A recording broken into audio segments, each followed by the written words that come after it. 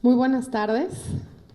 Bienvenidos sean al seminario La Victoria de Tampico, a 190 años del intento de reconquista español. Les doy la muy cordial bienvenida a quienes nos acompañan en este presidium. De manera muy especial a Raúl González Lezama, que es el director de proyectos históricos en el INERM. Raúl, muchas gracias por acompañarnos en este segundo día de seminario. También, por supuesto, a pues quien ha sido siempre cómplice e intelectual en este museo, además de ser profesor investigador, al doctor Pavel Navarro. Pavel, muchas gracias por siempre acercar estos seminarios, esas propuestas tan interesantes al Museo Nacional de las Intervenciones. Y Raúl, por favor, que envíes nuestros saludos a mi querido Pedro, porque me da muchísimo gusto que en este primer año de la actual administración del INERM estemos trabajando de la mano las instituciones hermanas que tenemos que estar trabajando de la mano.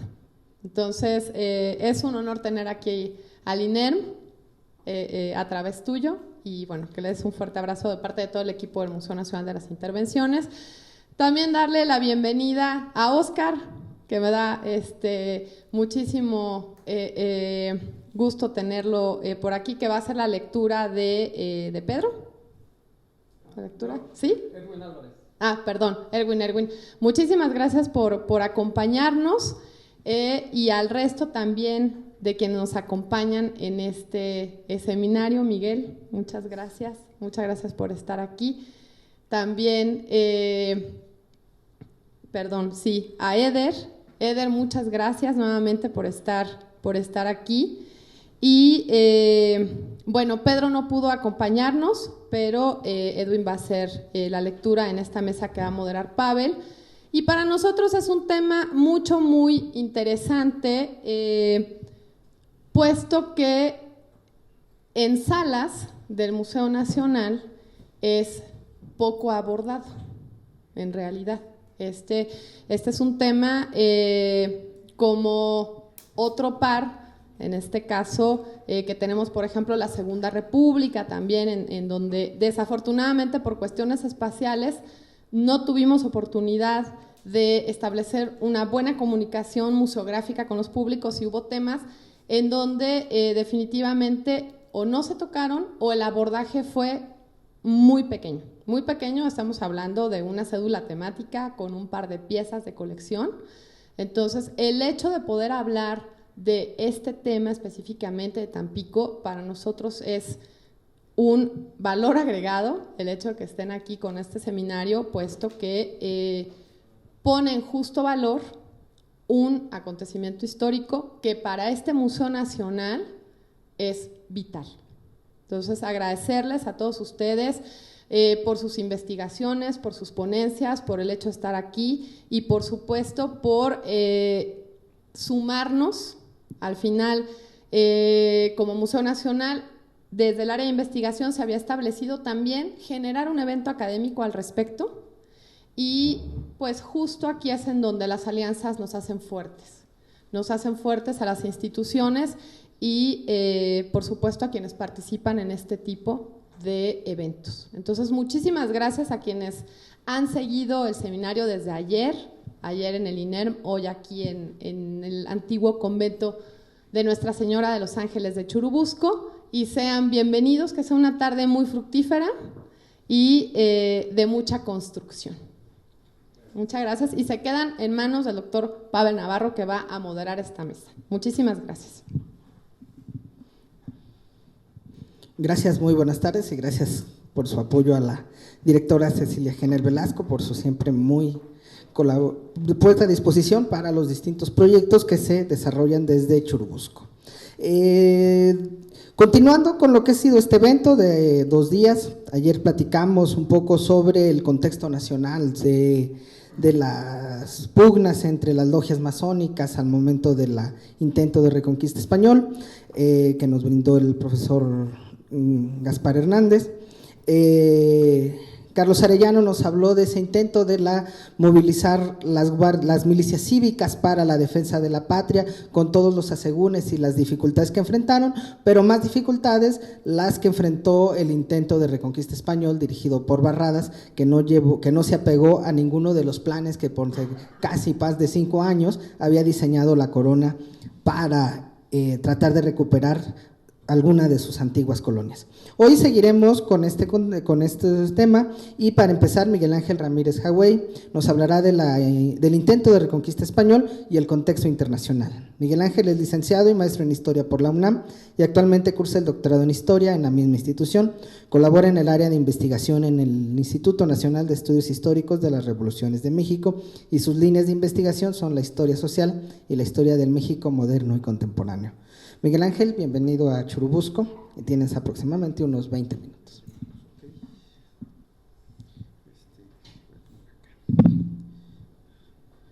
Pues, muchas gracias Pavel.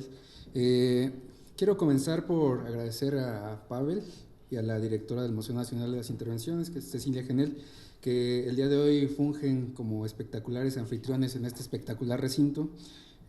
Para nosotros es un gusto estar aquí por parte del Instituto Nacional de Estudios Históricos de las Revoluciones de México, y abrazamos ese anhelo de que esta sea la primera de muchas colaboraciones entre el INERM y el Museo Nacional de las Intervenciones. Lo segundo que quiero hacer es tratar de tender un puente entre la mesa de ayer, que se desarrolló, como bien nos recordó Pavel, en el Instituto Nacional, allá en San Ángel, y la de hoy. Pues ayer justo se vertieron interesantes reflexiones en torno a la invasión española y al intento de reconquista organizado por Barradas. El día de ayer recordamos rápidamente que el maestro Ranulfo Gaspar nos ofreció una síntesis política del contexto nacional en que se desarrolló la invasión española, en el cual destacó la lucha entre las logias masónicas que se disputaban el poder. Por otro lado, Carlos Arellano, en su brillante síntesis y exposición, nos explicó cómo estaban organizadas las milicias cívicas que combatieron en la defensa del territorio nacional. Y finalmente, Catherine Andrews nos dio un balance sobre los factores que contribuyeron a la derrota del ejército español en Tampico y los distintos planes y proyectos que surgieron, planes militares que surgieron en torno al intento de reconquista español. Partiendo de este panorama general que los ponentes nos brindaron ayer, yo quisiera contribuir exponiendo lo que era el contexto mundial en el que se desarrolló este intento de invasión española.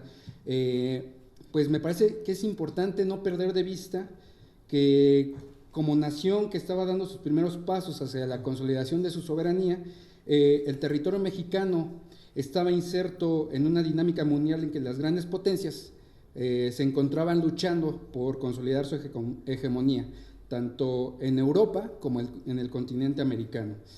El caso español es muy ilustrativo, quiero abordarlo con un poco más de detenimiento, porque justo es a partir de la corona española que va a surgir este interesante proyecto de nueva reconquista española. Si recordamos brevemente, las primeras 2 décadas del siglo XIX español se caracterizaron por ser años de grandes convulsiones políticas y sociales. Entre 1808 y 1814, a raíz de la invasión napoleónica y de los procesos de independencia en América, recordemos que el Imperio Español comenzó a desmembrarse. En 1814, los españoles reconquistan su independencia y vuelve Fernando VII a la corona, cuya llegada significa nuevamente la restauración de la monarquía borbónica. Pero lejos de recuperar su poder,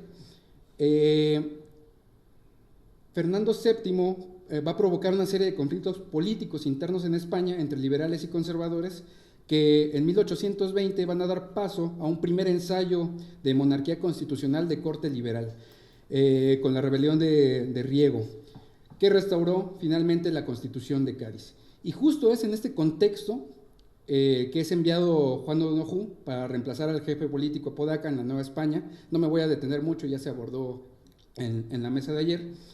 Solo recordar que en agosto de 1821 desembarca Juan de O'Donojú en Veracruz,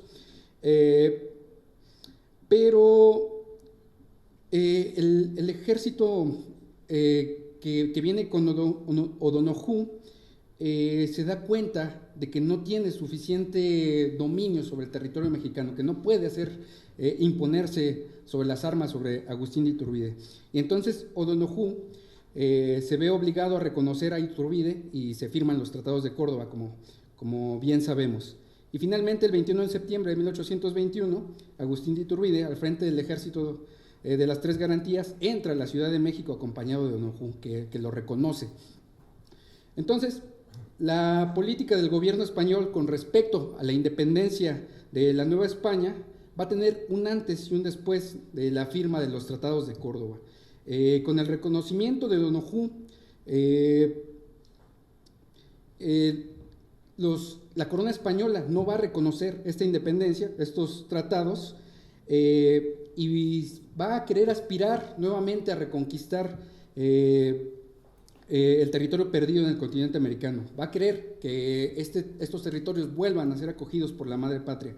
El rey no va a manifestar una preocupación por recuperar estos territorios. Al contrario, él pensaba que podía recuperar fácilmente los territorios perdidos, porque todavía hay una presencia de fuerzas españolas en el continente americano, tanto en Perú como un enclave que estaba en el castillo de San Juan de Ulúa, un enclave muy importante para los españoles.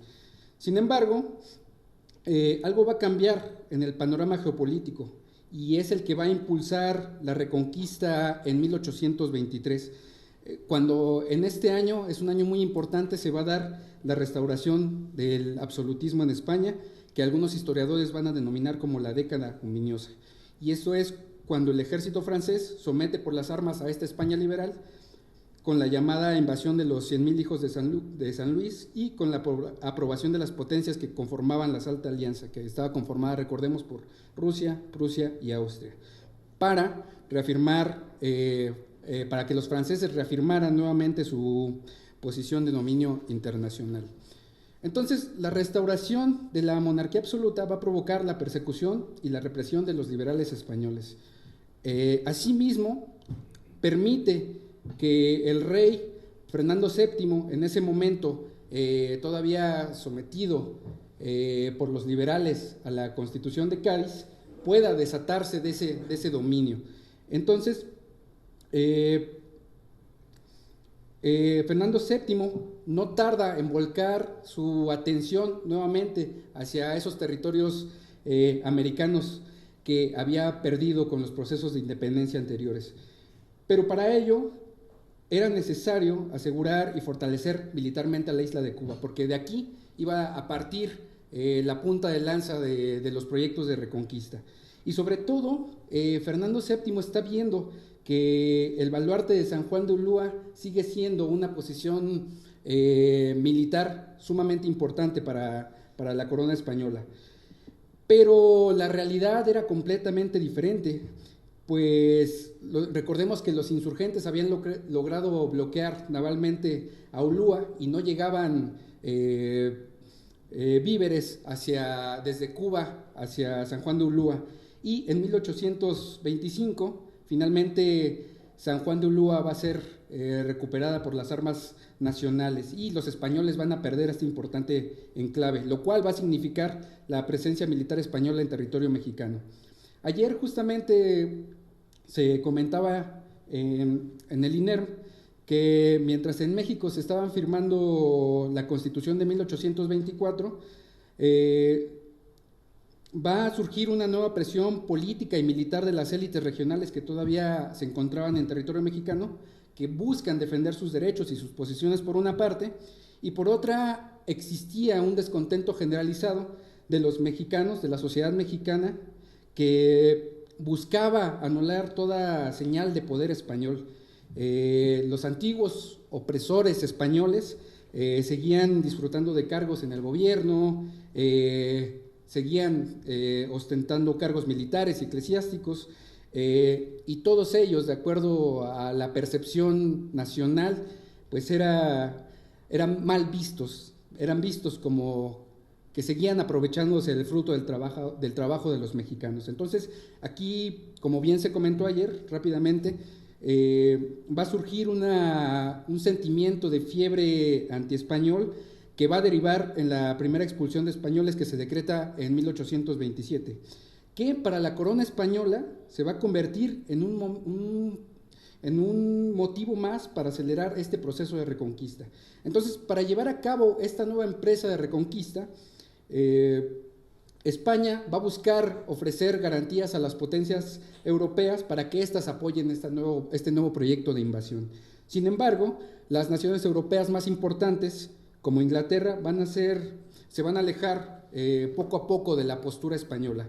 Ellos están preocupados más, los ingleses están más preocupados por entablar relaciones comerciales con las nuevas repúblicas nacientes de los procesos de independencia en América que apoyar un nuevo intento de reconquista español. Entonces, a pesar de los primeros esfuerzos de del gobierno español por buscar auxilio con otras potencias europeas, no va a haber un apoyo contundente de parte de Inglaterra y de las grandes potencias, con excepción de Francia, que a pesar de mantener buenas relaciones económicas con la naciente nación mexicana, los franceses no van a reconocer a México como nación independiente para no comprometer el cumplimiento de los acuerdos que había hecho con España en 1823 tras la restauración de la monarquía absoluta. Entonces, hay un apoyo nominal de Francia a España que va a influir que el primer ministro inglés se decante más por reconocer a las nuevas naciones americanas antes que apoyar al régimen español. Así, después de que lo hiciera Estados Unidos, de que Estados Unidos reconociera a la nación mexicana, Inglaterra va a reconocer a México como nación independiente en 1825. Entonces, en esta coyuntura de reconocimiento de las potencias, Francia le da el apoyo nominal a España. Fernando VII, en ese momento, intenta frenar esta política de reconocimiento a la nación mexicana y en diciembre de 1825 va a tratar de que las potencias europeas se unan en una convención que se celebra en París, en donde va a intentar convencer a franceses e ingleses de que formen una coalición para ayudar a España a recuperar los territorios perdidos. Entonces, la negativa del gobierno británico en ese momento a participar en esta nueva aventura hace fracasar esta convención, por lo cual el monarca español se muestra inflexible y quiere seguir adelante con su empresa, ¿no? El rey dice: el rey no consentirá jamás en reconocer a los nuevos estados de América Española y no dejará de emplear la fuerza de las armas contra sus súbitos rebeldes de aquella parte del mundo. Entonces, Fernando VII sigue empeñado en recuperar estos territorios perdidos a pesar de todo, ¿no? Entonces, ante las intenciones españolas de recuperar sus territorios, las potencias mundiales se van a posicionar en función de sus propios intereses. Es decir, Francia y Inglaterra van a adoptar una política que va a ser muy ambigua. Por un lado, Francia reconoce que puede comerciar con México, pero también reconoce que tiene que apoyar a España, al menos nominalmente. Inglaterra también reconoce a México como nación independiente, pero tampoco le dice que no categóricamente a los españoles. Es una posición sumamente ambigua, poco clara, que va a permitir que Fernando VII continúe con sus proyectos de invasión española. El apoyo nominal, al menos nominal, que los franceses le dan a la corona española, permite que los españoles que habían sido expulsados de territorio mexicano y que se avecindaron en territorio francés, les da un territorio en el cual pueden conspirar libremente para buscar recursos y adeptos y financiar una nueva campaña de reconquista española. Recordemos ayer que Catherine Andrews también nos expuso cuáles habían sido los proyectos de invasión previamente al de Barradas que habían surgido a partir de esta coyuntura. Sin embargo, todos estos planes que se forjaron al calor de las conspiraciones de los exiliados españoles nunca pudieron prosperar, y estos nunca se llevaron a cabo hasta que Barradas en 1829 encabezó el último intento de reconquista español. Hay un caso que cabe mencionar y que no quiero dejar afuera, porque por un lado está el contexto europeo, pero por el otro lado, en América, recordemos que se está consolidando una nueva nación como hegemónica en el continente americano, y son los Estados Unidos, ¿no? Igualmente, ayer se comentó brevemente acerca de la influencia que el agente especial Robert Poinsett había tenido en la política interna mexicana y en la consolidación de la logia masónica yorquina, que influyó posteriormente en la expulsión de los españoles. Pero debemos recordar que en este contexto histórico, en este momento del tiempo, los Estados Unidos estaban llevando a cabo una política exterior guiados por las intenciones de expansión territorial. En 1803, como recordamos, sucede la compra de Luisiana a los franceses, lo cual va a permitir que comience un periodo de expansión territorial que se consolida en 1812, cuando Estados Unidos vence a los británicos en la guerra que se lleva a cabo en ese año, ¿no? Y que va a ser un hecho que va a marcar el inicio de la consolidación del nuevo nacionalismo estadounidense. En 1819, hace 200 años, Estados Unidos le va a arrebatar a la corona española la península de Florida llevando a cabo acciones cada vez más agresivas y más violentas. Y es justo en el contexto de la instauración de la monarquía absoluta en Europa y de la creciente influencia de la Santa Alianza que se da la configuración de la doctrina Monroe. No es casual, ¿no? Se dan en el mismo año, se dan en 1823, la cual, como bien recordamos, se resume en el lema América para los americanos, y que establecía que cualquier intervención europea en el continente americano sería vista como una agresión propia contra los Estados Unidos, ante el temor de una posible reconquista europea de las antiguas colonias en territorio americano. Es decir, era un dique para evitar que los europeos intentaran reconquistar nuevamente o retomar sus antiguas posesiones coloniales. Por eso no fue extraño que los Estados Unidos reconocieran a la nueva República Mexicana, al igual que lo hizo Inglaterra, pues esperaban obtener una posición ventajosa en ese momento, tanto en términos comerciales como en las negociaciones políticas que habrían que llevar a cabo para la fijación de los nuevos límites territoriales entre los dos países. No obstante, el gobierno norteamericano también va a adoptar una actitud conciliadora y ambigua con respecto a las intenciones de España por tratar de recuperar sus territorios. Pues sí trataron de convencer al rey español de la inutilidad de llevar a cabo su campaña, pero tampoco hicieron más por evitar este proceso de reconquista que se va a dar con Barradas en 1829. Entonces, recapitulando nuevamente, con la derrota y capitulación de las fuerzas españolas en San Juan de Ulúa, España no deja de ver que puede conquistar, ¿no? Que puede llevar a cabo una campaña exitosa. Y entonces, y con la presión de los expulsados españoles, se va a convencer de que es posible llevar a cabo esta campaña. Y es en este contexto internacional en que se va a dar la fracasada campaña militar de Barradas. Hasta aquí le voy a dejar porque sé que van a ahondar más en términos militares de lo que fue la campaña de Barradas. Muchas gracias.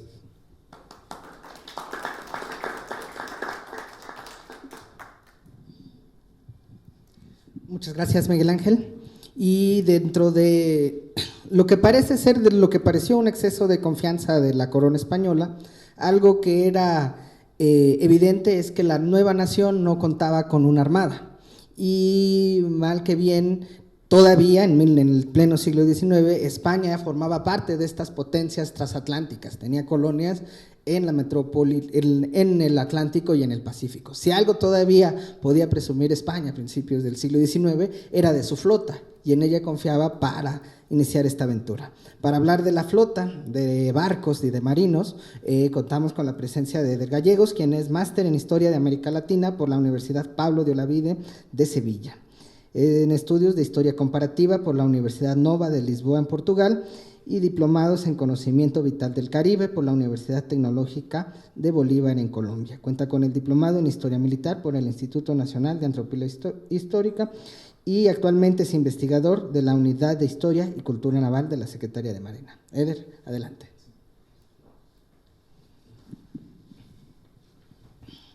Buenas tardes.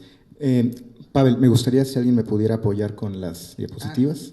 Sí, si no tenemos control remoto, entonces voy a tener. Bueno, muchas gracias por su asistencia. Trataré de ser lo más corto posible, pero cuando uno se encamina en una temática tan apasionante como son las Fuerzas Armadas, pues se eleva un poco la pluma. Esta ponencia básicamente tratará de resolver dos dudas básicas. Como sabemos, en 1829 Isidro Barradas hace una expedición a Tampico. Creo que esto lo podemos consultar en cualquier nota o lo googleamos, ¿no? Pero la ponencia va sobre dos temáticas importantes. Número uno, ¿cuál era el estado de la tecnología militar que tenía España para intentar invadir un territorio que está al otro lado del Atlántico? ¿Cuál era el estado del gobierno de la República Mexicana y cuál era su tecnología militar para contrarrestar una expedición de un país europeo? Y la segunda pregunta, ¿por qué en 1829, cuando llega la Armada Española, ¿dónde está la Armada Mexicana? Porque había Armada Mexicana. La Armada que había consolidado la independencia el 23 de noviembre de 1825 en San Juan de Ulúa. ¿Dónde estaba la Armada en 1829? Porque la eficiencia de una armada es evitar justamente una invasión. ¿Por qué Santana, cuando tiene que movilizar sus tropas desde Veracruz, requiere fletar barcos mercantes para trasladar a sus tropas? Son unas pocas dudas muy interesantes y que hacen falta abordarse en la historia de México.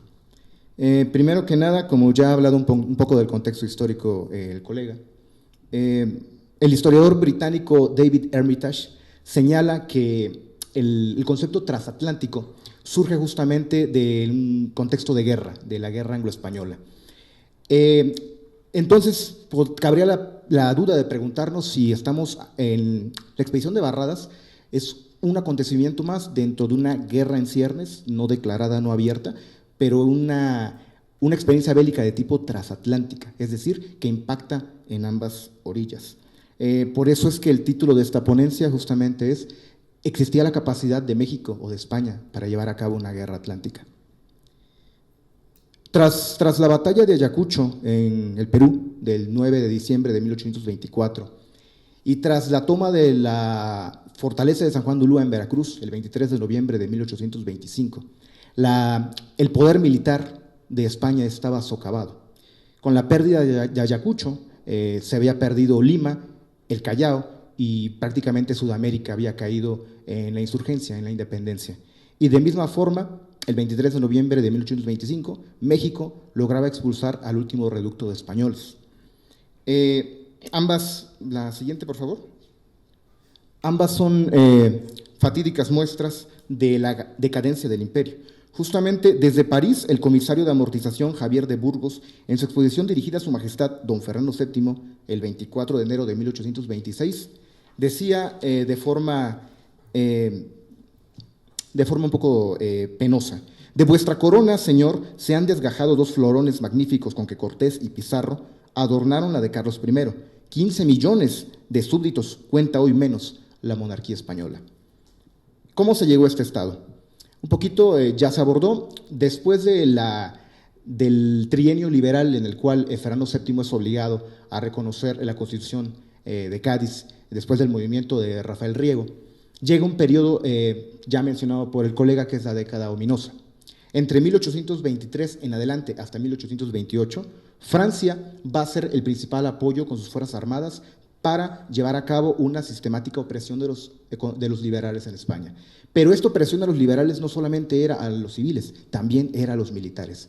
Muchos militares españoles tuvieron que salir de la península e irse al norte de Europa por sus ideologías. Esto generó problemas internos dentro del ejército español, que tenía sus bases en las ordenanzas generales de 1768. Administrativamente era un ejército del siglo XVIII para la de 1828. Justamente cabría preguntarse qué pasaba con el poder naval de España. Un poco de esto se puede ver en la siguiente, por favor. ¿Qué pasaba con el poder naval? Después de que España logra expulsar a los franceses en 1815 y de que se tiene en este conflicto bélico de tipo atlántico, trata de recuperar sus posesiones en América, la Armada Española se encontraba en una decadencia absoluta. Justo como lo dice el ministro principal del apostadero de Cartagena, en Murcia, en España, este documento se encuentra en el Archivo General de Indias y dice: agotados nuestros arsenales, cuando se trató de volver a hacer armamentos, ya no se encontraron más que tristes restos de anterior opulencia. La construcción naval española desde 1817 había decaído. España, en lugar de fabricar sus propios fragatas, navíos de línea, corbetas, estaba adquiriendo armamento y estaba adquiriendo barcos en Rusia, estaba construyendo barcos en Francia, en vez de incentivar su propia industria militar. ¿Qué hacía esto? Que la Armada disminuyera su capacidad tecnológica.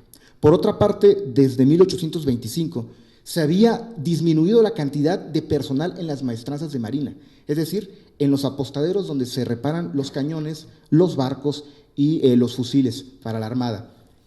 De esta forma, como bien dice don Alonso de la Riva, que era brigadier de la Armada, dice: no se hace ejercicio de fuego, aunque sea preciso para estar experto en un combate, dice en 1826, a fin de no gastar pólvora, por economía. Los arsenales de marina se reducían, cito, a algunos efectos que el tiempo no ha podido acabar, como son cañones viejos y anclas. En el esquema, en la tabla que se encuentra en la parte izquierda, se puede ver la disminución de la cantidad de navíos de línea, de fragatas, de corbetas que la Armada Española pasó de 1808 a 1830. Es sorprendente la cantidad no solamente de la disminución del poder naval, sino también de los elementos navales con los que contaba y de los oficiales que podían llevar la guerra a otros escenarios atlánticos. En 1827, en la batalla de Navarino, por primera vez se usaba el vapor dentro de los barcos de guerra, pero España se encontraba todavía estancada en su construcción naval. Por ejemplo, está el expediente de Felipe de la Riera, quien tenía una deuda de 40 millones de reales con la corona para la construcción de 3 fragatas que nunca pudieron terminarse y que sin duda eran un sinónimo de la capacidad nula del poder naval y de la construcción marítima que tenía España. Muchas veces hablamos del Estado español o de la monarquía y de la corona, pero no conocemos su capacidad de fuego. ¿Cuál era el poder que tenía en 1829 España para hacer la guerra al otro lado del Atlántico? En el mapa que presento en la parte derecha, en el centro derecha, marco con puntos sus principales sitios donde se llevaba a cabo la industria de tecnología militar. En Sevilla, al sur de España, tenían una fábrica de cañones de bronce. En Liérnagues y La Cavada, en Cantabria, una fábrica de cañones de hierro. Estaban las fábricas de municiones de hierro colado en Sargadelos, en Galicia, en la parte noroeste de España, en Trubia y en Orbaiceta. Tenían una fábrica de fusiles en Asturias y en Cáceres, una de hierro colado en León, una fábrica de pólvora en Murcia, en el Mediterráneo, y una de armas blancas en Toledo. Si vemos el mapa justamente de la industria militar española, vemos que está abocado hacia una cualidad atlántica y con miras hacia el Mediterráneo. No obstante, La Habana no tenía una capacidad tecnológica para construir sus propios cañones, para fabricar sus fusiles. En 1722 se había llevado a cabo un proyecto para crear una fábrica de cañones en La Habana, proyecto que nunca se hizo y que pasó simplemente de largo y la metrópoli mantenía un monopolio en la industria militar. Si tú no tienes la adecuada industria militar del armamento, ¿cómo puedes proyectar un poder de tipo oceánico a otras latitudes? Existía una maestranza de artillería, es decir, un lugar donde se reparaban las piezas, donde se podían reparar los fusiles, pero no existía una industria en Cuba. Esto se sabe a partir de las órdenes de pago giradas a partir del 14 de diciembre de 1825, que se encuentran en el Archivo Nacional de Cuba, donde está la relación de los pagos a los operarios que reparan las armas. Pero no existía en Cuba una capacidad de crear armamento. Todo el armamento dependía de estos sitios que les muestro en el mapa, donde se hacían desde sables hasta cañones. Espero vaya bien de tiempo. Finalmente, ¿cuál era el ámbito tecnológico más importante para una expedición?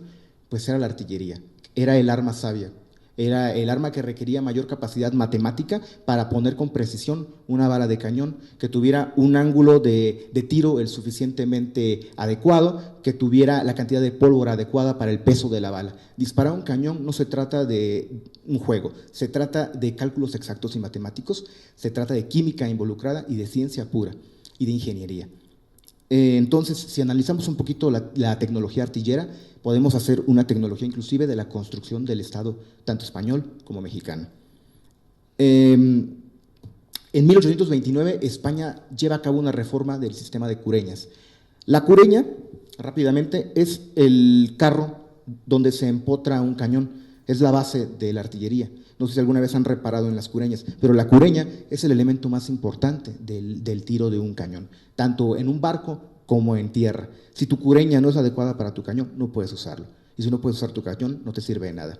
Si en una campaña tú movilizas artillería, tú ganaste la batalla antes de que empezara. Si tú no puedes movilizar adecuadamente tu artillería, estás perdido. En 1829, España lleva a cabo un sistema de cureña inglesa. Pero, desgraciadamente, este sistema, esta reforma de cureña inglesa, llega demasiado tarde. Cuando uno revisa los partes que se encuentran en el Archivo Nacional de Cuba sobre la expedición de Isidro Barradas, se da cuenta que el ejército español, que está en Tampico en 1829, lleva el sistema de Gribová. A lo mejor no les suene, pero el sistema de Gribová es un sistema ideado en 1765 en Francia y que fue retomado por el ejército español en su ordenanza de artillería de 1783. Estamos en 1829 y el ejército español lleva 60 años de atraso tecnológico. En 1803, la Francia napoleónica había creado un sistema del año 11 de artillería. En 1828, Francia había desarrollado el sistema de artillería de Balí. La artillería que España tenía en 1829 para invadir a través de Tampico era obsoleta si se compara con otras naciones europeas. Pero si se compara con las recientes repúblicas americanas, creo que el nivel tecnológico estaba bastante parejo. Bueno, ese es el cañón que dispara. Bueno, pero ¿cuál es el estado que tiene México para hacer frente al despliegue militar? Justamente, como sé que ya lo han abordado, el 4 de octubre de 1821 se crea la Secretaría de Guerra y Marina, una de las primeras secretarías de Estado justamente para la defensa de la soberanía nacional. Y esto se debe porque, escasos días después de la creación de la Secretaría de Guerra y Marina, José Dávila, el gobernador de Veracruz, junto con una guarnición de españoles que se encontraban en la ciudad, entran a San Juan de Ulúa, como ya bien ha comentado. En San Juan de Ulúa se encuentran hasta el 23 de noviembre de 1825, pero curiosamente la declaración de bloqueo naval no se lleva sino hasta 1823. México se tarda 2 años en declarar netamente el bloqueo naval. ¿Y esto a qué se debe? Bueno, simplemente porque México, cuando se independiza, no tiene una armada y no tiene una capacidad tecnológica para hacer la guerra. Imagínense ustedes, en los primeros años, en el primer lustro del México independiente, solamente se contaban con 68 cañones funcionales. 68 para todo el territorio de la Nueva España anterior. Y estamos hablando también del norte de América. 68 cañones para los litorales mexicanos, para las campañas, para los sitios. En el 17 de abril de 1822 arribó desde Baltimore hasta Alvarado el primer barco de guerra, que es la goleta Iguala, la cual habría de seguirle una serie de barcos, 10 balandras cañoneras y diversos que lograrían hacer el bloqueo naval a partir de 1823 y que en 1825 logran expulsar a los españoles. Curiosamente, lo bueno ocurre después de la expulsión de los españoles de 1825, porque cuando México logra expulsar a los españoles, entonces dice, es el momento de pasar a la contraofensiva. Estamos en un proyecto bélico que debemos entenderlo como un proyecto de oleadas. España trata de mantener San Juan de Ulúa, lo pierde. Ahora México quiere pasar a la ofensiva. Cuando México ya no puede llevar la ofensiva de la guerra a Cuba, posteriormente viene la expansión de la expedición de Isidro Barradas a Tampico. Estamos en una guerra de carácter transatlántico porque sus escenarios están en el mar. Y uno dirá, ¿cuál es la proyección que México podría tener navalmente después de sacar de San Juan de Ulúa a los españoles? No lo digo yo, no lo dice un mexicano. Justamente encontré digitalizado por la Biblioteca Nacional de Colombia, en Bogotá, una carta que había escrito el 21 de enero de 1826 Francisco de Paula Santander, entonces vicepresidente de la Gran Colombia, a Simón Bolívar. ¿Esta que está aquí? No, atrás, por favor. Esta carta dice lo siguiente: entre la Armada de México y la nuestra, la de la Gran Colombia, reunidos somos superiores, quedamos seguros en el interior y en las costas, entonces podemos disminuir el ejército y por ende los gastos, podemos bloquear Cuba, Puerto Rico o Canarias, cruzar el Atlántico y los mares de Europa y reducir al gobierno español a una situación muy triste y embarazosa. La proyección era que la Gran Colombia y México utilizaran su poder naval para llevar la guerra a Cuba, la guerra a España, inclusive cruzar los océanos y consolidar su independencia en el territorio español. De hecho, el carácter atlántico que tiene la guerra que se está llevando con España, no la digo yo, también está en la memoria de Guerra y Marina, escrita por el general Manuel Gómez Pedraza, quien dice así: el capitán de navío David Porter desempeña actualmente en el Atlántico, con 4 buques perfectamente equipados, una comisión interesante que probablemente producirá los mejores resultados a la República. Pero bueno, regresemos un poco a tierra. ¿Cuál es la capacidad de tecnología militar que tiene México? ¿Dónde está la industria? Ahora sí, la siguiente, Pavel. ¿Dónde está la industria militar que tiene México? México tiene una limitada capacidad de producción de armamento. Si bien tiene una fábrica de pólvora en Santa Fe, unos talleres de reparación de fusiles y fábricas de municiones en la Ciudadela, en México, un depósito de armas en Palacio Nacional y una maestranza de artillería en Perote. Esta capacidad, que no es casualidad que el mapa lo he colocado de esa forma, esta capacidad de la industria de la tecnología militar mexicana obedece a una problemática del siglo XVIII, que es esperar la llegada de un contingente extranjero venido del Atlántico para desembarcar por el litoral veracruzano.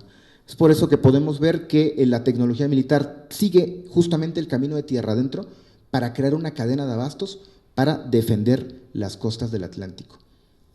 Se puede observar claramente. ¿Y qué pasa también? Después del 23 de noviembre del 25, cuando ya se desaloja Ulúa, lo importante no solamente es la consolidación de la independencia, lo importante es que se abre el comercio exterior a Veracruz, que era el principal puerto.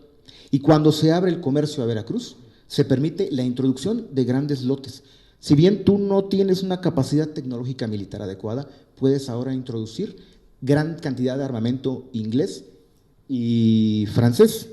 Esto se sabe gracias a las actas del Congreso Constituyente con fecha 31 de marzo de 1826 y sobre todo que la misma memoria de Guerra y Marina de 1827 lo dice así: El gobierno ha recibido ya el armamento contratado en Europa, que con alguno comprado en nuestros puertos y el que existe en poder, el ejército cuenta con 11.000 fusiles, 17.000 carabinas, 2.500 tercerolas, 5.700 pares de pistolas, 26.000 espadas y sables. Además de este número de armas, se cree que prudentemente puede haber en los pueblos más de 30.000 piezas. Nada más para darles un ejemplo, uno de estos fusiles de llave de chispa ingleses fue incautado hace poco en la Fiscalía de Veracruz, en las aduanas de Veracruz. Tuve el privilegio de poder hacer un peritaje a la pieza que se pudo tomar de la Fiscalía, porque parece ser que en México no puede uno trasladar armas históricas en sus maletines, en sus maletas. Entonces, las autoridades aduanales quitaron una de estas piezas, que actualmente la tiene la Fiscalía de Veracruz y que estamos en espera de que pueda ser donada al Museo Naval de Veracruz. Pero bueno, para que se den una idea del armamento inglés y francés rápidamente. Si bien el Estado mexicano no tenía un control ni siquiera de cuánto armamento tenía, lo reconoce claramente cuando en la memoria de 1828 dice el secretario de Guerra y Marina: mas no está seguro de la completa exactitud. Se ha deducido el armamento dado a los gobernadores de los estados. Se ha pedido noticias de la entrada y salida de armas desde el año de 1822 a los almacenes, cuerpos del ejército, parques y depósitos. No tenían un control del armamento que entraba. Pero bueno, por último, como les comentaba, el arma más poderosa para hacer la guerra en el siglo XIX y en buena parte principios del XX era la artillería. Cuando uno se pone a ver el anexo número 4 de las memorias desde 1826, 27, 28 y 29, el anexo número 4 de la parte anterior de la memoria de Guerra y Marina, se topa con relaciones de piezas y de calibres. Y si uno no está familiarizado con la historia del armamento, realmente lo puede omitir y pasarlo de largo. Pero estamos ante números que nos hablan. Simplemente se menciona en las memorias que existen cañones de bronce de calibres de 24, 18, 12, 8, 6 libras, cañones de hierro de 18, 16, 12, culebrinas de 8 y 6. Bueno, no les voy a hacer largo, espero yo publicar esta investigación. El caso es que cuando uno investiga, cuando uno se detiene en los calibres que tiene el Estado mexicano, son el sistema de Gribová de 1765, de la ordenanza de 1783. Son los mismos calibres que estaba usando el ejército español y que estaban por pendientes. ¿Cómo voy de tiempo? Bueno, si me das la última nada más para concluir.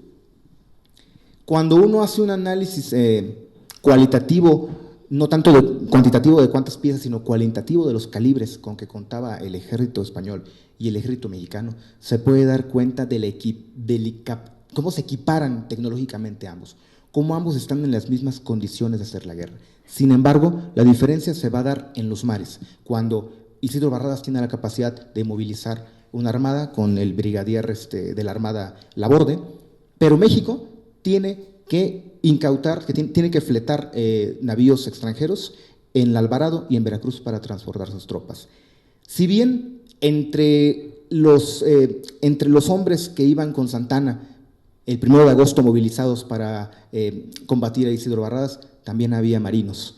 Por ejemplo, el primer teniente de la Armada, entonces, Tomás Marín, quien fungía como capitán de puerto en Veracruz y que iba ahí. Y esto es lo importante, recuperar la historia de la tecnología militar, ver la tecnología militar en función de la construcción del Estado, porque es dinero, es finanzas y es organización, y también ver el papel de la Marina, que a veces es obviado y que es necesario adentrarse, sobre todo en cuestiones y conflictos que tienen un carácter oceánico y que en este caso son transatlánticos. Gracias.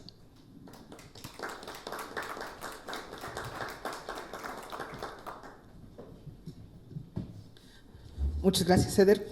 Podremos continuar en la sesión de preguntas y respuestas en alguno de los temas que hayan quedado pendientes. Para continuar en el programa, a la Limón, la siguiente ponencia le hicieron Pedro Celis Bellalba, quien es historiador, egresado por la Facultad de Filosofía y Letras de la UNAM. Su línea de interés es la historia militar y la historia institucional, quien ha sido coordinador del libro Una defensa de honor y valor, Batalla de Molino del Rey, 8 de septiembre del 47, y colaborador en el libro Estado Mayor Presidencial, Evolución de una tradición de honor y lealtad. A la limón la hizo con Edwin Álvarez, quien estudió la licenciatura en Historia en la Facultad de Filosofía y Letras de la UNAM, cursó la maestría y el doctorado en Historia en el Colegio de México. Actualmente es investigador en el Museo Casa de Carranza y ha sido curador de diversas exposiciones. Es coautor del libro Museo Casa de Carranza, Historia y Legado. Asimismo, es miembro fundador del Seminario de Estudios Históricos de las Fuerzas Armadas, que se desarrolla en nuestra institución hermana, la Dirección de Estudios Históricos del INAH. Actualmente es profesor de la licenciatura en Historia en el Instituto Cultural Helénico, donde imparte la asignatura de Historia Militar, sobre lo que versará la siguiente ponencia. Edwin, adelante. Buenas tardes. Pues la ponencia trata de cuál era la situación del ejército al enfrentar la expedición de Barradas. Entonces voy a proceder a leerla para llevarme el menor tiempo posible. Aglutinado aún en su diversidad, el 27 de septiembre de 1821, el ejército trigarante entró a la Ciudad de México consolidado por lo menos en un amasijo de fuerzas militares que reunían el respaldo suficiente para tomar la capital novohispana. Las unidades que se fueron adhiriendo al Plan de Iguala desde febrero de 1821 fueron premiadas con la veteranización, lo que significó su incorporación al ejército permanente, para gozar de los beneficios que esta institución podía ofrecerles. De esa diversidad de hombres se formó el primer ejército en la historia de México.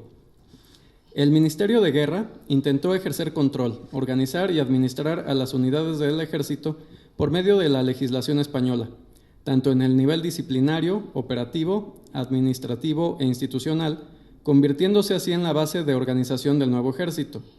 Si pudiéramos observar con detalle todas estas condiciones de gestación, veríamos una gran diversidad de mecanismos de sociabilidad, algunos importados de los años de formación en sus respectivos ejércitos, unidades o partidas, otros en gestación derivados del amasijo institucional que se produjo en 1821.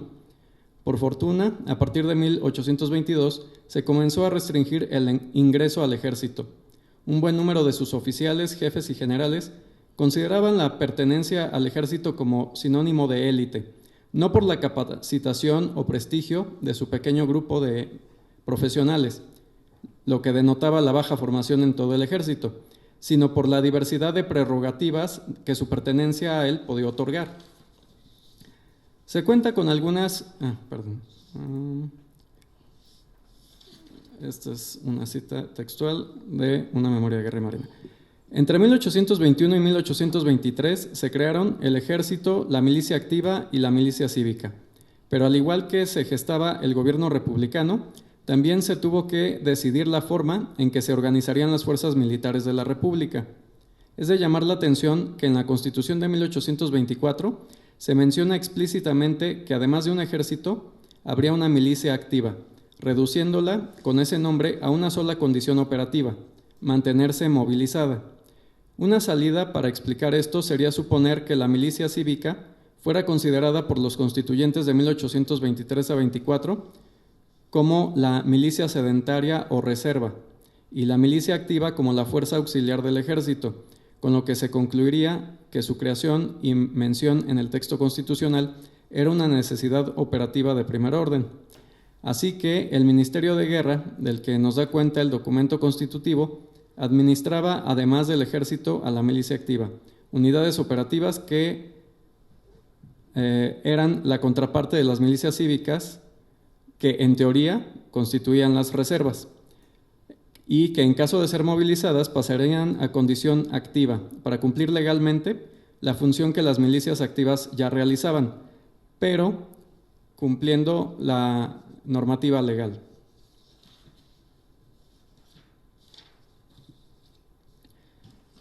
En cuanto al tamaño del ejército en esta época, pues la fuente son las memorias de guerra y marina, y arrojan datos muy extraños. Por ejemplo, la de 1823 habla de un total de 30,000 elementos, divididos en fuerzas del ejército permanente, que serían 20,619, y fuerzas de milicia provincial, que eran 9,318.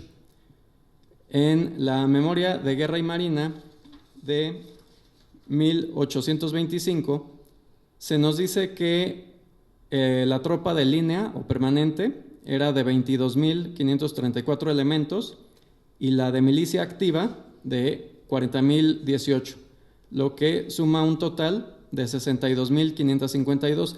Es el doble de lo reportado en 1823. Sin embargo, en 1826 y 27 se nos habla de totales de 34.767 y 33.373 elementos respectivamente. Es decir, estas cifras son más coherentes con la brindada en 1823. Y por último, en 1828, justo un año antes de la expedición de Barradas, se habla de un total de 59.506 elementos. Nuevamente se incrementa demasiado la cifra y esto pues resulta difícil de explicar y nos hace ver que estas cifras arrojadas por las memorias de guerra y marina no son confiables. Entonces es difícil determinar cuál era el tamaño exacto del ejército en este primer periodo del México independiente, de la primera República Federal, pero la cantidad de memorias que se inclinan por los 30.000 elementos parecen ser las más confiables. Entonces ese era el tamaño aproximado del ejército en este periodo. Es un tamaño muy numeroso, teniendo en cuenta que la población en ese momento era inferior a la que habría, por ejemplo, en el Porfiriato. Y en el Porfiriato el tamaño del ejército era justo ese, alrededor de 30.000 elementos. Así que en proporción a la población que había en México en la década de 1820, era un ejército considerablemente grande. Que estuviera bien armado, eso ya es otro asunto. Otro aspecto que trata esta ponencia es la educación militar. Desde el siglo XVIII, los cuadros de oficiales se formaban predominantemente en el interior de las unidades, con el empleo de cadete. Así sucedió en la entonces Nueva España. Los jóvenes que ingresaban a la carrera militar como cadetes, al ejército o a la milicia, además de cumplir sus actividades como cualquier otro miembro de la unidad, recibían clases de materias de corte científico, técnico y teórico militar. La nómina de los oficiales novohispanos que se iniciaron en la carrera de las armas como cadetes, antes o durante la Guerra de Independencia, además de ser extensa, contiene los nombres de personajes que obtuvieron gran relevancia en diversas esferas del poder durante los primeros años del México independiente. No voy a leer la lista porque es muy larga. Durante los años de la Guerra de Independencia, el ingeniero militar Diego García Conde propuso al virrey Juan Ruiz de Apodaca en 1817 la fundación de una academia militar, cuyo objetivo sería dotar de oficiales de todas las armas al ejército. Años después, en el contexto del triunfo de la trigarancia y con un estado por construir, en septiembre de 1821, insistió una vez más sobre el tema educativo, al presentar un nuevo proyecto de academia militar. Esta no sería para la formación de oficiales de todas las armas, sino exclusivamente para la formación de oficiales del arma de ingenieros. Sabemos que Iturbide conoció el proyecto de García Conde, lo que nos permite suponer que por lo menos en cierto sentido lo apoyaba. El general García Conde no fue el único interesado en el tema educativo militar, pues simultáneamente a él, Pedro Anastasio Torrens terminó de escribir su proyecto, fechado el 5 de septiembre de 1821, en el que propuso crear un colegio militar, donde se formaría la oficialidad para todas las armas del ejército. El proyecto del mariscal García Conde fue presentado ante el Congreso, el que después de deliberar envió su resolución negativa a la regencia del Imperio el 22 de marzo de 1822.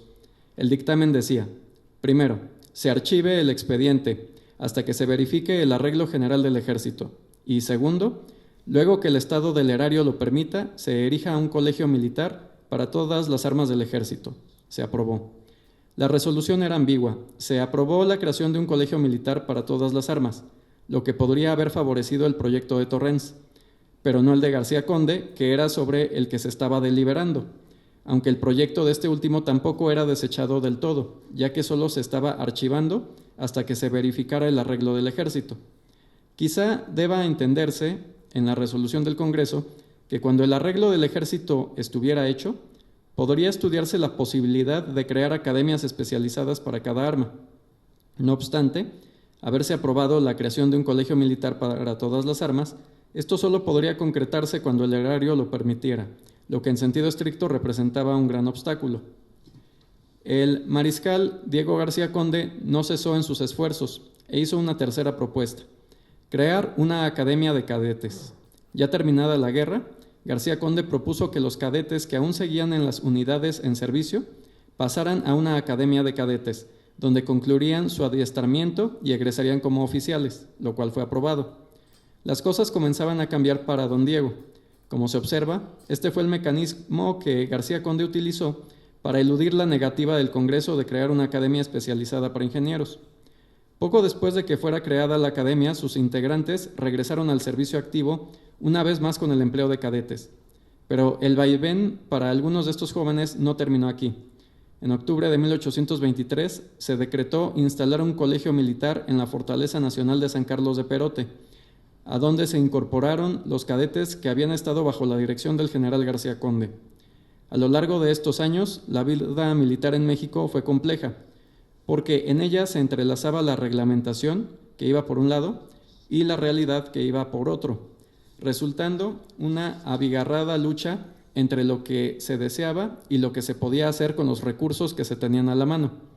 Durante los años formativos del ejército, se contraponían la disposición legal, en este caso la negativa que emitió el Congreso, la realidad, la imposibilidad económica y la necesidad previa del arreglo del ejército, y los recursos humanos con los que se contaba, los jóvenes cadetes, y que serían aprovechados para crear un establecimiento de educación militar que no terminaba de ser ni una academia de cadetes, ni una academia para el arma de ingenieros, ni un colegio militar para la formación de oficiales de todas las armas del ejército. En este contexto, tiene sentido que esta academia de cadetes también fuera conocida como Academia de Ingenieros y Colegio Militar de México. Con la creación del colegio, se amplió la oferta educativa militar. Ya fuera como alumno dentro de las aulas en el nuevo establecimiento o empleado como cadete en el servicio activo en alguna unidad.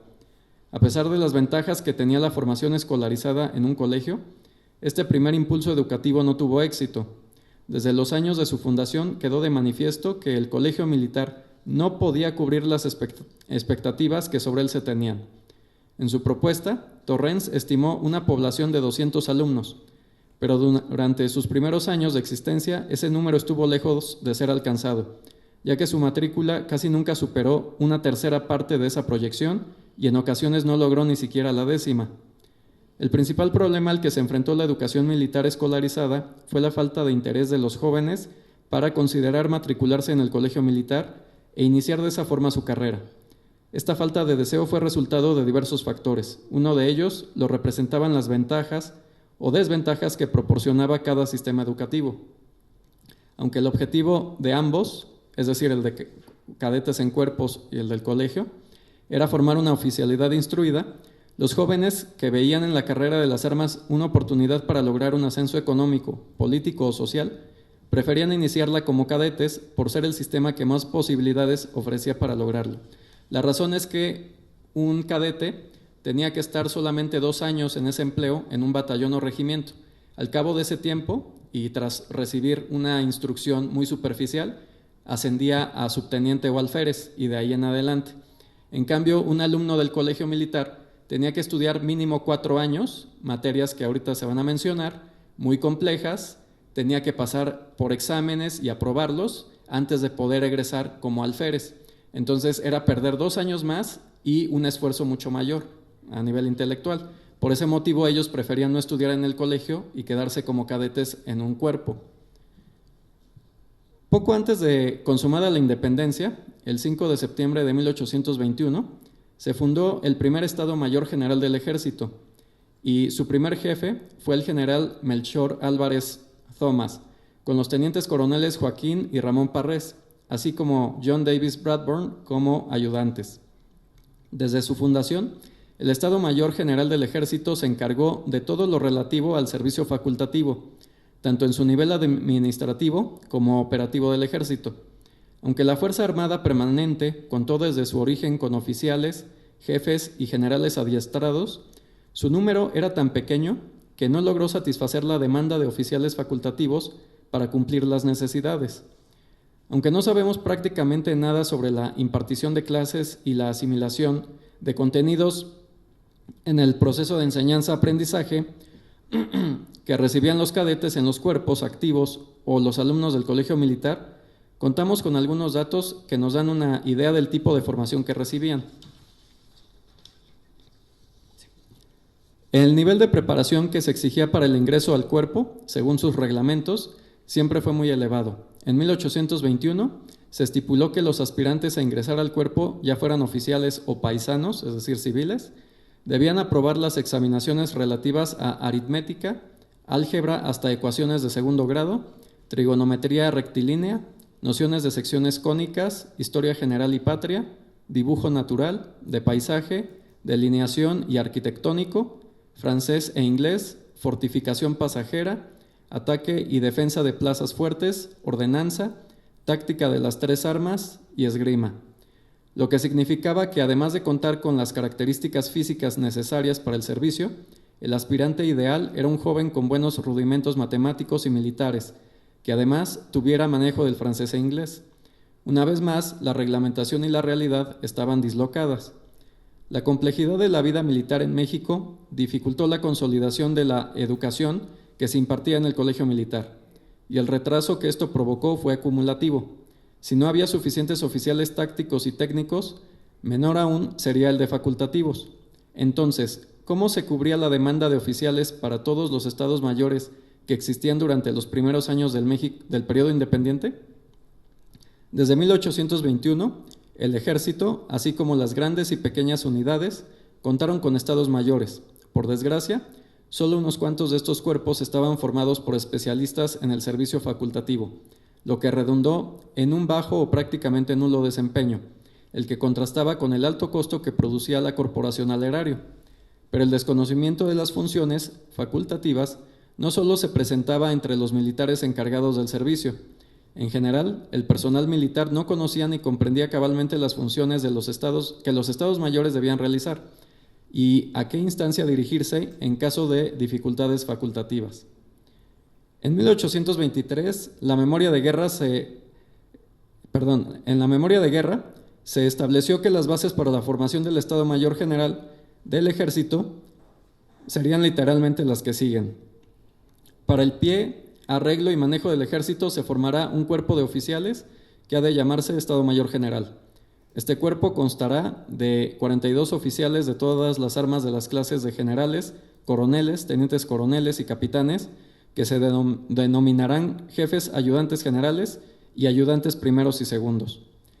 Para que el Estado Mayor desempeñe estas funciones, deberán saber sus oficiales aritmética, geometría, trigonometría, geometría práctica, ecuaciones de primer y segundo grado, principios de secciones cónicas, fortificaciones, ataque y defensa de plazas y puestos, y tener una instrucción de todos los empleos del ejército, táctica del arma en que hayan servido cada oficial, conocimiento de las otras armas, principios de castrametación, método para formar un itinerario, conocimientos de historia en general y la particular de la nación, principios de dibujo natural y delineación, los competentes para levantar un plano topográfico, idea de los órdenes de arquitectura y conocimientos, cuando menos de un idioma. Los oficiales serán electos y nombrados por el gobierno, pudiendo en efecto ser militar, en defecto de militares, ser elegidos entre los paisanos que por examen acrediten mucha aptitud. En 1822 se encomendó al Estado Mayor el control de las actividades facultativas y las administrativas del ramo correspondiente a la milicia activa, pero al poco tiempo de instaurada la República, el 24 de mayo de 1825, se le retiró dicho encargo, pasando este rubro directamente a la Secretaría de Guerra. Sería legítimo argumentar que este cambio es de poca importancia, ya que tanto el Estado Mayor como la Secretaría de Guerra dependen del Ejecutivo Nacional, pero cuando se observa la dinámica que guardaba el Ejército con la Secretaría de Guerra y los distintos cuerpos y servicios, se arguye que las dinámicas que se construyen en los distintos círculos sociales y militares propician cierto nivel de reconocimiento organizativo y organizacional en la vida militar, lo que hace muy probable que la Secretaría de Guerra controlara en niveles distintos a las diversas corporaciones e instancias administrativas y operativas que existían teóricamente bajo su jurisdicción. En tales condiciones, siguió desarrollándose el servicio facultativo, hasta que el 28 de abril de 1828 se decidió eliminar al Estado Mayor General del Ejército. Con ello, las decisiones operativas y logísticas del servicio facultativo fueron tomadas por la Plana Mayor del Ejército, compuesta por la totalidad de los generales en activo, mientras que las funciones burocráticas y administrativas, que implicaban su ejecución y cumplimiento, pasaron a manos de la Inspección de Milicia Permanente. Pero la organización administrativa y facultativa no mejoró con este cambio. Estos son los aspectos más importantes del ejército en esta etapa inicial, y esta era la situación con la que México enfrenta una primera invasión. Gracias.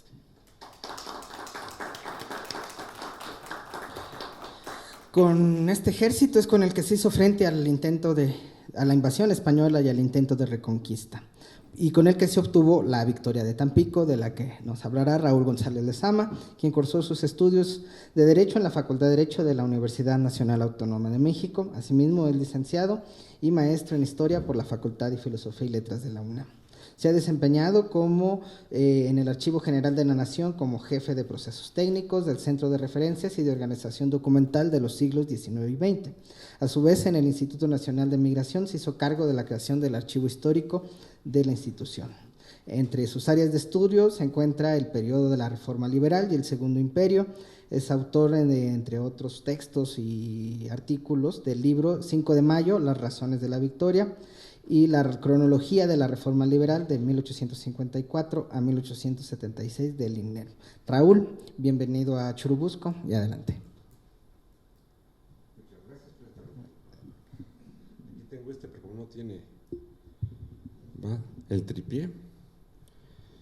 Pues un placer enorme estar aquí con ustedes, este recinto precioso, muy inspirador. Es una gran oportunidad de estar con gente tan especializada y que nos han aportado cosas tan interesantes. Me muero de envidia por todo lo que saben estos compañeros y que me gustaría compartir, pero no me dan la cabeza. Pero también una de las oportunidades que tiene uno estar en estos eventos es que le abre uno la mente a muchas cosas. La oportunidad de darse uno cuenta que no había uno contemplado ciertos aspectos que debió uno haber hecho, y eso me da mucho gusto y también me da mucho coraje, porque ayer mismo me di cuenta que me hubiera gustado preparar no la ponencia que hice, sino una que se me ocurrió ayer mismo al escuchar a los compañeros, y dije, ¿por qué esta experiencia de la batalla de Tampico no le sirvió a los militares mexicanos y europeos en sus siguientes intentos contra México? Muchas de las errores que cometieron en las expediciones de Barradas y posteriores, en la guerra de los pasteles, en la guerra con Estados Unidos, se volvieron a repetir, y era previsible. Por ejemplo, en cuanto a la organización, no solamente militar, sino la organización política para enfrentar una guerra, el coordinar a los estados para que cooperaran. Uno de los principales problemas que hubo en la expedición de Barradas fue que los estados, con excepción de San Luis Potosí, Zacatecas, Veracruz, que aportaron a sus guardias nacionales, a sus milicias cívicas, los demás estados no participaron en él. Ok, es comprensible, están haciendo, todavía falta. En 1847 se dieron cuenta, y se le atribuye a Mariano Otero, que el principal problema de México como nación para enfrentar a otra nación es que México no era nación. Pero se pudo haber ahorrado ese dolor tan grande, por lo menos salvado ese problema, si hubiera escarmentado en cabeza ajena con lo pasado, con lo ocurrido. Se vio aquí cómo estábamos carentes de una armada. Sabíamos nosotros que no iban a dejar, no solo los españoles, sino cualquier otra potencia extranjera, de tratar de adueñarse de nuestro territorio o intervenir de alguna manera. pero no escarmentábamos. El ejército no se logró consolidar a lo largo del siglo XIX realmente, sino hasta casi prácticamente el final. Era un lío. ¿Por qué no aprendimos de estos errores? Por ejemplo, la cooperación de los estados en la guerra, muy poco después se dio cuenta, volvió a ocurrir cuando la rebelión de Texas y Santana, que había experimentado en su propia cabeza, había experimentado ese problema de hacerse de recursos, lo vuelve a sufrir en Texas. Los estados no participaron, lo vieron como un problema ajeno. También, por ejemplo, los europeos que vinieron a invadirnos cometieron los mismos errores. Esta idea que tenía en los españoles de que nada más presentarse en las costas mexicanas, sacar una proclama y la gente iba a sumarse a su contingente. ¿Por qué llegaron nada más con 4,000 individuos? Porque la idea era esa. Tenían efectivamente una armada muy chafa, ya en franca decadencia, pero tenían, igual que les pasó a los franceses, un orgullo muy grandote. Dijeron, en cuanto nos vean, se nos van a sumar y van a derrocar a esos títeres que los están gobernando. Y prácticamente, si ven ustedes la proclama de Barradas y luego ven las proclamas que hacía Lorenzés, tienen puntos en común enormes. Y entonces dije, hombre, hubiera yo preparado esa ponencia, hubiera hecho esa comparación, qué pensaban los unos y los otros de cómo iban a enfrentar estos acontecimientos. Muy poco se aprendió. Vean, Melchor Ocampo vuelve en el 47 a sufrir cuando se reúne con los gobernadores para decir, bueno, ¿con qué van a cooperar los estados? Y no me acuerdo qué estado, creo que fue Guanajuato, el que dijo, bueno, nosotros vamos a cooperar con un cañón que no apunta muy bien, a veces tira chueco y tal. Y Melchor Ocampo se levanta y le dice al secretario de esa reunión, que era Guillermo Prieto, por el cual sabemos la anécdota, y se apunta usted, señor secretario, el estado de Guanajuato colabora en la guerra contra los enemigos con la carabina de Ambrosio. Y vean ustedes la angustia de la situación, pero cómo no aprendimos del pasado. Entonces, es algo muy, muy lógico. Yo creo que la frase de el que no conoce la historia está ¿cómo es? Condenado a repetir la materia. Entonces, esto volvió a pasar. Les pasó a los franceses. Los franceses y los españoles en la invasión del 61-62 no tomaron las previsiones necesarias para que el vómito negro no les diezmara a sus tropas. Los únicos que sí aprendieron la lección o se la sabían eran los ingleses y dijeron, de mi barco no me bajo. Esto yo creo que debió haber sido motivo de un mayor análisis en su momento y hubiera sido la historia distinta. México hubiera podido entender mejor cuál era su posición ante el mundo hablamos militarmente, cuál era su riesgo, quién eran sus enemigos y cómo era posible que se defendieran. Todo el mundo sabía, por ejemplo, el problema de Texas. Uno de los héroes de la batalla de Tampico, Manuel Mier y Terán, sabía, como sabía también Filisola, que Texas lo íbamos a perder porque estaban en riesgo esos territorios porque no se tomaban las medidas necesarias. Por eso es importante que nosotros entendamos este tipo de situaciones. La batalla de Tampico no es conocida por nosotros. No estamos nosotros aprendiendo de nuestro pasado. Y es por eso que este tipo de esfuerzos son muy necesarios para que profundicemos más en nuestra historia y veamos que efectivamente es necesaria conocerla y que nos va a ahorrar muchas dificultades presentes y futuras. El día de ayer también un señor que nos hizo favor de acompañarnos en las conferencias, un señor de Tampico, no sé si vino hoy también, ¿no? Nos demostró cuál era la percepción del público en general respecto de la historia. Él, porque era de Tampico, sabía que había habido la batalla de Tampico y fue una victoria. Y la gente, el público en general, si les preguntan, saben de nuestra victoria del 5 de mayo, es la que conocen. Y lo que conocen es, y si ustedes les preguntan, incluso había unos comerciales del Estado de Puebla donde salía la que fue Miss Universo y estaba promocionando el 5 de mayo y decía, sí, vengan a Puebla, el 5 de mayo, con el cual derrotamos a los franceses y libramos de la intervención francesa. Porque la gente y los poblanos están convencidísimos que el 5 de mayo se ganó la guerra. Y es lo que se sabe. Pero ¿por qué ocurre eso que sí conozcamos nosotros? Y esta sí es lo que yo había preparado originalmente para este momento, es preguntarnos por qué sí conocemos nosotros la batalla de 5 de mayo y la batalla de Tampico no la conocemos, o muy poca gente la conoce. Sobre los locales, y no todos los tampiqueños saben que hubo la batalla de Tampico y el resultado de esta. Y también este señor que vino de Tampico preguntaba por qué no se le daba reconocimiento a Manuel de Mier y Terán. Y recaía todo el reconocimiento en Santana. Sobre eso cabe una reflexión que quería yo hacer. ¿Se fijaron ustedes aquí en la entrada de este auditorio que hay yo al principio pensé que era un tallado en madera, pero parece que es un vaciado en metal, que es la representación de la batalla del 2 de abril. Y es en honor, y dice en honor de don Porfirio Díaz, el héroe del 2 de abril.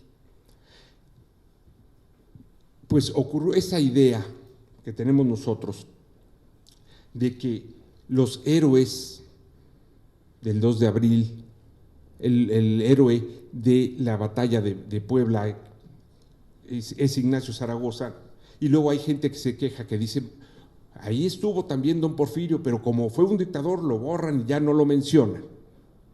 Esa es esa idea que hay también.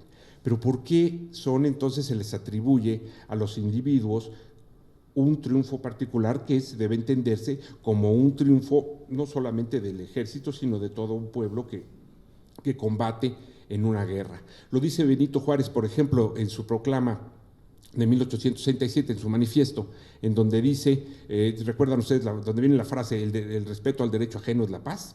En ese manifiesto dice muchas cosas muy importantes. Una de ellas es la victoria la hemos alcanzado los mexicanos, sin la ayuda de nadie. Vean cómo ya hay una visión distinta de quienes triunfan en las guerras. Hay un momento en nuestra historia que se atribuye absolutamente el triunfo a una persona o una facción muy determinada, muy acotada. ¿Por qué ocurre esto? Y por qué se le da un uso político a esa idea, y que es rescatada o no por la historiografía según esté en nuestro pensamiento vigente. Si ven ustedes las obras historiográficas de la mitad del siglo XIX para atrás, mencionan mucho, sí mencionan, no mucho, pero sí mencionan la batalla de Tampico, y sí lo consideran un momento importante de nuestra historia en donde se afianza la independencia y soberanía de México. Después de la Revolución de Ayutla, las menciones a la batalla de Tampico son cada vez más pequeñas. Vean, por ejemplo, todavía Guillermo Prieto, hay que reconocerle que a Guillermo Prieto le caía muy gordo Santana, ya ven, se acuerdan que lo mandó a su exilio interno por la República, que viene siendo no deportado, sino lo exilian de la Ciudad de México y lo mandan a Querétaro, no me acuerdo dónde. Incluso en las lecciones de Historia Patria sí hace una mención de un párrafo más o menos gordo de la batalla de Tampico, y sí reconoce que hubo un gran valor por parte de Santana. Pero en la historiografía posterior, y menos en los libros de texto, se menciona nuevamente la batalla de Tampico. ¿Por qué? Porque hubo un uso muy reiterado de este tipo de victorias para justificarse políticamente y ir escalando posiciones. He ahí que de repente Santa Anna y Manuel de Mier y Terán no tienen el mismo peso en político y uso de la historia de la batalla. Inmediatamente Santa Anna se convierte en el vencedor de Tampico, y así es conocido. Y dicen, ¿por qué ocurre esto? ¿Por qué no se le reconoce a Manuel de Mier y Terán?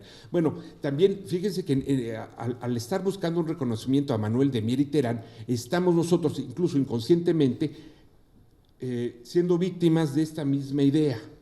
Como Santa Anna después fue un villano, ya automáticamente buscamos cualquier pretexto para sacarlo y decirle no, ¿por qué no reconocen a este que fue un insurgente de primera generación? Y sí se reconoce a Santa Anna. Hay que regresarnos a nosotros cómo se concebía incluso lo que era el Estado y la representación ante el Estado. ¿Por qué es posible que a un general se le reconozcan méritos políticos gracias a una victoria militar?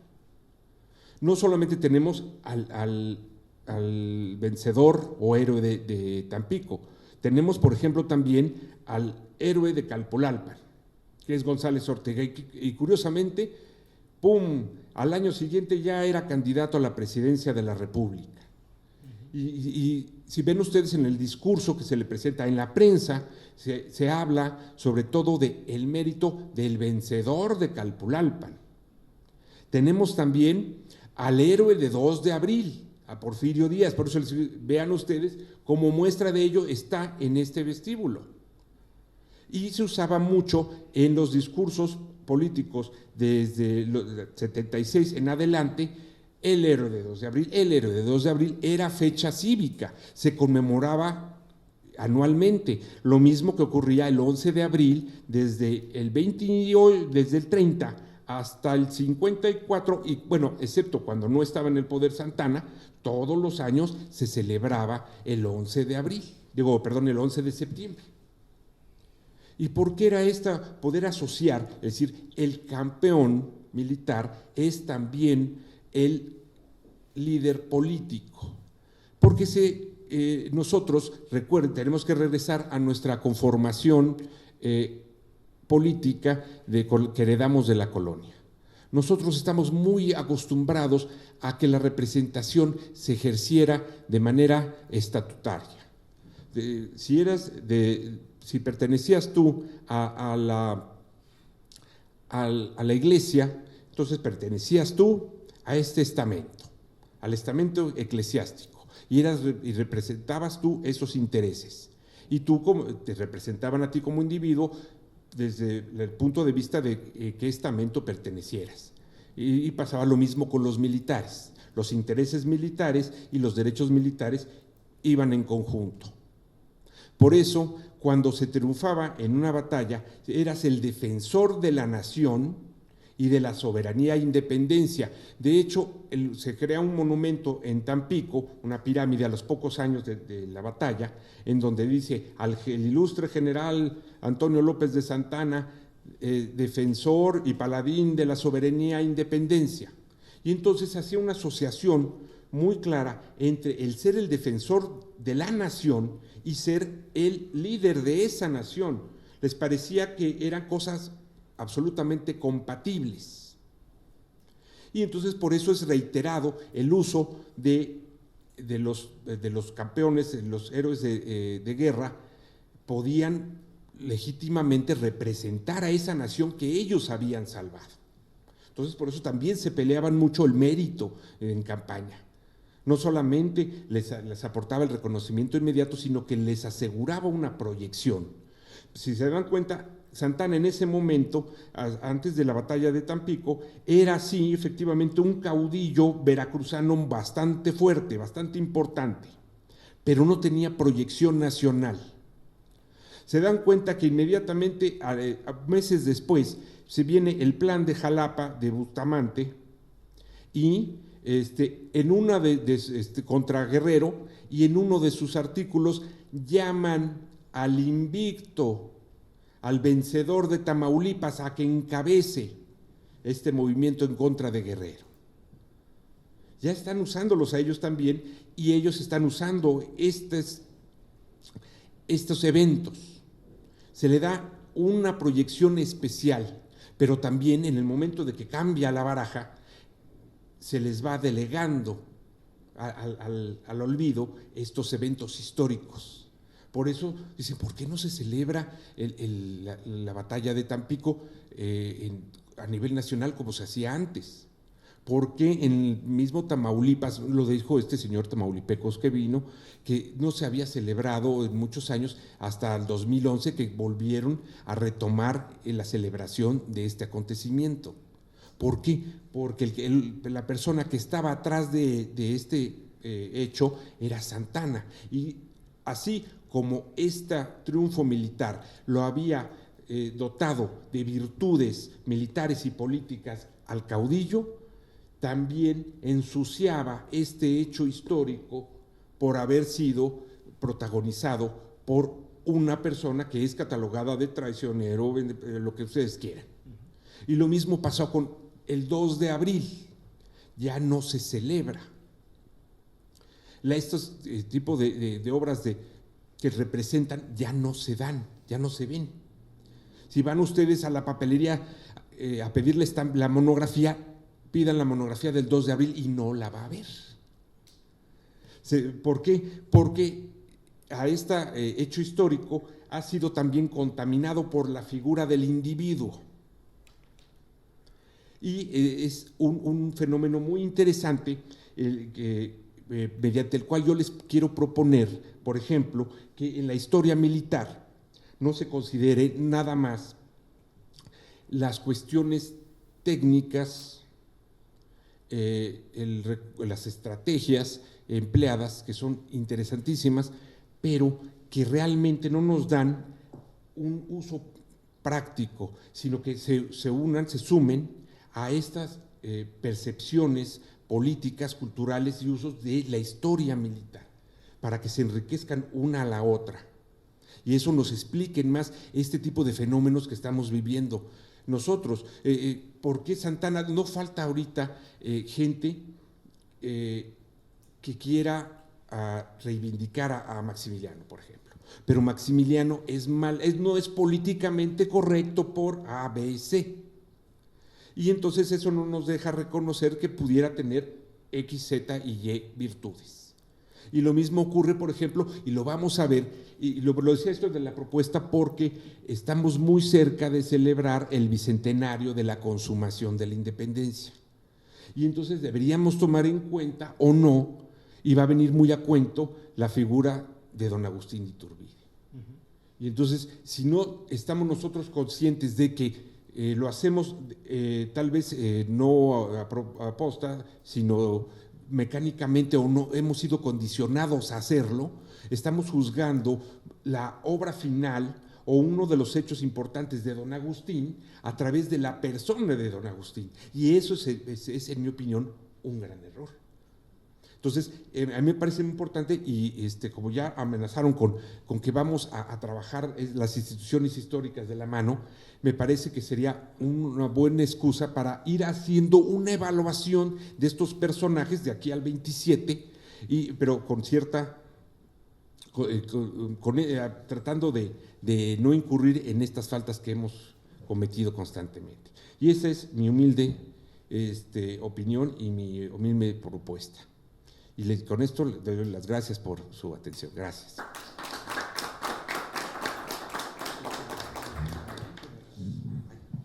Muchas gracias a los expositores. Todas las ponencias se complementaron. No sé si hay alguna pregunta del público. O si quiere. Sí, le pedimos si pasa al frente, por favor, para el micrófono y la grabación. Tiene que…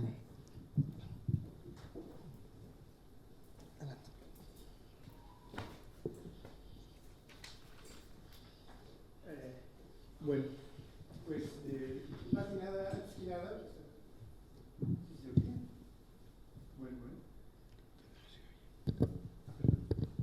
bueno, primero que nada felicitarlos por la gran cátedra que se ha dado aquí y por rescatar un momento histórico que debe ser más estudiado, puesto que se ha desconocido un poco. Yo hace poco me cayó un libro, tengo unas preguntas y unos comentarios que quisiera hacer, porque hace poco me cayó un libro de Francisco Bulnes sobre las grandes mentiras de la historia, ¿no? En donde él habla de que en esta batalla de Tampico ya estaba derrotado el ejército español, ya estaba diezmado hasta cierto punto por la fiebre amarilla o el vómito negro o el níquel, como se llamaba, ya tenían mucha fiebre los soldados, ya no podían combatir de manera integral, estaban muy enfermos. Entonces se habla de que más o menos 2.700 españoles que habían llegado, pues ya no podían combatir y fueron diezmados. Y yo, pensando que en el siglo XIX fue un siglo de muchas epidemias, de muchas enfermedades, hay que recordar que precisamente cuando llega Maximiliano a Veracruz, la gente tenía fiebre amarilla, ¿no? Que ustedes saben que cuando llega en época de lluvias es cuando los mosquitos abundan y esos son los vectores o los que contagian este padecimiento que anteriormente había diezmado a mayas, que fue quien mató a Ángela Peralta también en el siglo XIX, ¿no? O sea, si hacemos un recuento, ¿no? Entonces yo estaba pensando, bueno, ¿qué tan válido esa historia de Bulnes? Y que también habla de un personaje que yo no sé, un día leí, pero no me acuerdo bien, que el padre Arenas fue el padre ideológico de esa invasión. ¿Qué es cierto? Gracias. No sé si alguien más o le cedemos la palabra a los ponentes. Bueno, vamos a cederle a los ponentes.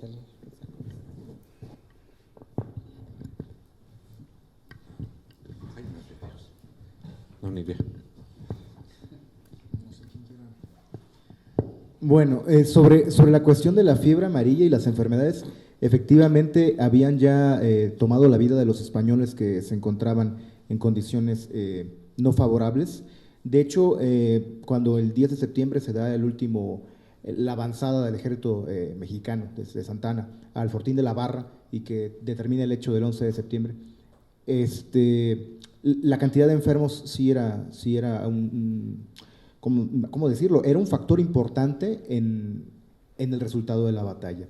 También fue un resultado importante en el proceso posterior a la batalla, porque Isidro Barradas, después de perder, tenía otro problema, y era el trasladar a sus soldados enfermos. No los iba a dejar en territorio mexicano. ¿Qué pasa con los enfermos después? Tiene que llevar a cabo una logística en la cual usa los recursos navales para trasladar a sus enfermos. Y en este caso, no los de la Armada Española, porque curiosamente, al ser derrotado Isidro Barradas, él ya no se entiende con la Armada Española. Él decide irse a Nueva Orleans para fletar barcos mercantes particulares para sacar a sus enfermos españoles de Tampico después de la batalla. Recordemos que Isidro Barradas ya no va a volver a España.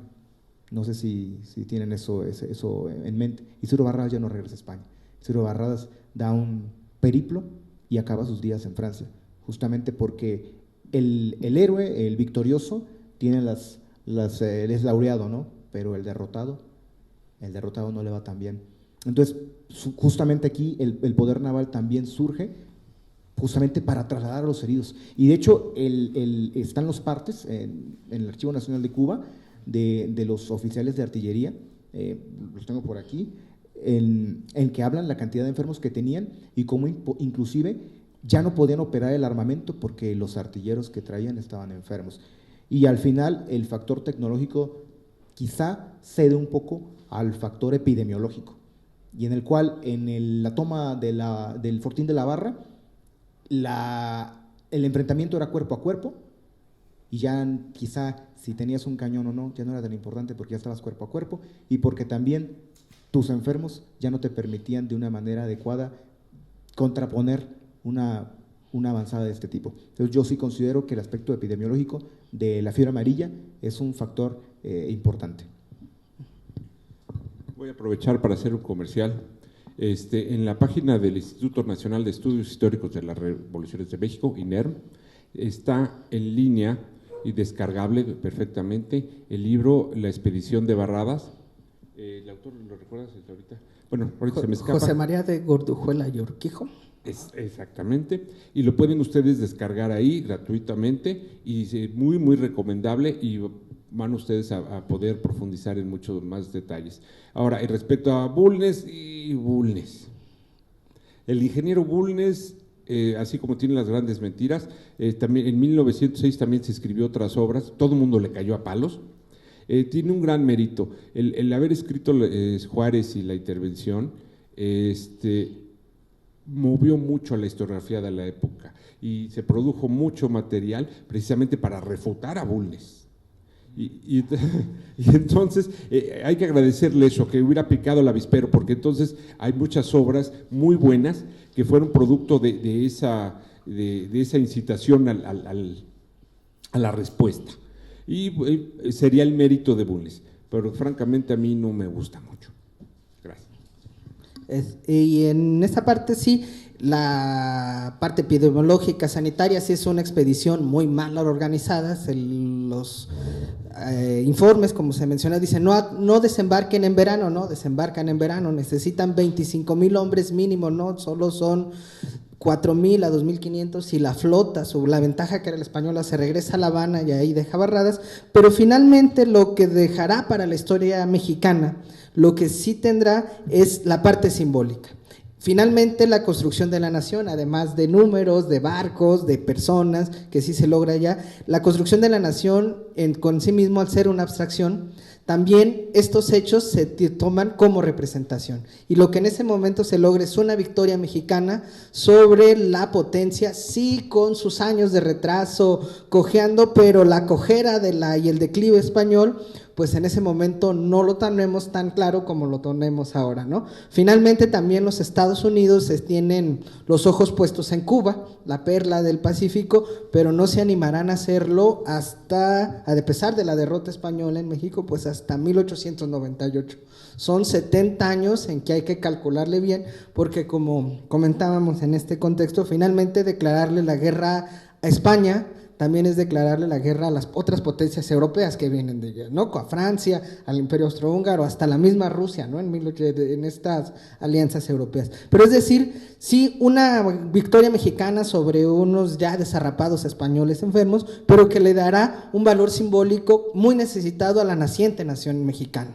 Esa sí será esta reivindicación de la independencia, tanto así que se mantendrá la victoria de Tampico, pues hasta no encontrar por parte de los liberales una mejor, que es la del 5 de mayo, o hasta que no se encuentre otra también muy simbólica, como es la propia batalla de Churubusco, donde poder sacar a Santa Anna de que dejó el parque y dejó abandonados. Es decir, también las batallas en mucho, como el discurso histórico, son representaciones de esta realidad. Y así que en este momento la labor de los historiadores nos sirve mucho, el Museo de las Intervenciones para rescatar este simbolismo, estos discursos sobre Tampico y construirlos en objeto, que es el reto que tienen los museos, el trasladar esta representación al objeto y a un discurso que sea palpable para el visitante, al cual agradecemos a ustedes su presencia, a los que nos siguen por el YouTube, por el Facebook y por Internet. Es invitarlos solamente a agradecer al INEN por la colaboración para estos eventos, invitarlos a la inauguración, hablando de discursos y de representaciones, el próximo 12 de septiembre, de la exposición Trazos de Heroísmo, la pintura al óleo sobre los héroes del siglo XIX, aquí en el Museo Nacional de las Intervenciones, curada por el profesor José Luis Juárez. Esto es en el marco del 36 aniversario, del 38 aniversario ya del Museo Nacional de las Intervenciones. Así que los esperamos el próximo 12 de septiembre, ya en este mes patrio, aquí en Churubusco, para la exposición Trazos de Heroísmo. A todos ustedes, muchas gracias y buenas noches.